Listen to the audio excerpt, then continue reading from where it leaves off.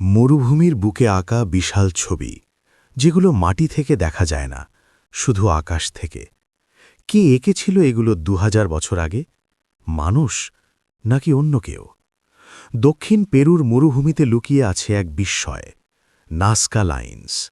পাখি, বানর, মাকড়সা, শত শত দৈত্যাকার আঁকিবুকি।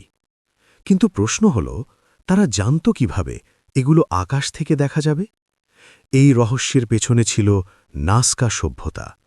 খ্রিস্টপূর্ব ১০০ থেকে খ্রিস্টীয় ৮০০ মরুভূমির মাঝে টিকে থাকা এক অবিশ্বাস্য জাতি। তোমরা ভাবছ মরুভূমিতে পানি আসত কোথা থেকে? ওরা বানিয়েছিল ভূগর্ভস্থ জলপথ, পুকিওস। এই সুড়ঙ্গ দিয়েই শত বছর ধরে পানি টেনে আনা হতো। প্রশ্ন হল, এত উন্নত প্রযুক্তি এলো কোথা থেকে?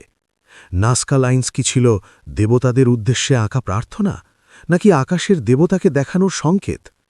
কেউ কেউ বলেন এগুলো ছিল বৃষ্টির জন্য আচার।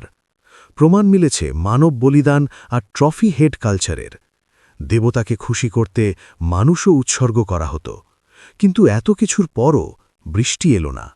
জলবায়ু বদলাল, খরা এলো, সভ্যতা ধীরে ধীরে হারিয়ে গেল। কিন্তু প্রশ্ন থেকে গেল, নাজকা লাইন্স কি শুধু ধর্মীয় শিল্প, নাকি এমন কারোর জন্য বানানো সংকেত? প্রত্নতাত্ত্বিকরা যদিও বলেন এগুলো মানুষেরই তৈরি, কিন্তু আজও অনেকের মনে প্রশ্ন জাগে। আপনার মতামত কমেন্টে লিখুন।